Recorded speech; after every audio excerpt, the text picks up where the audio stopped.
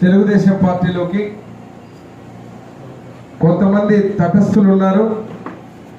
అదే రకంగా ముఖ్యంగా బీసీలు వెంగోడు గ్రామం నుంచి వాల్మీకులు, అదేవిధంగా ఇక్కడ ఉన్నటువంటి డిడ్డికాటి కుటుంబం అంటే మొత్తం దాదాపు 100 కుటుంబాలు తెలుగుదేశం పార్టీ తీర్థం పుచ్చుకున్నందుకు వారికి పేరు పేరున శుభాకాంక్షలు, ధన్యవాదాలు తెలియజేస్తున్నాం.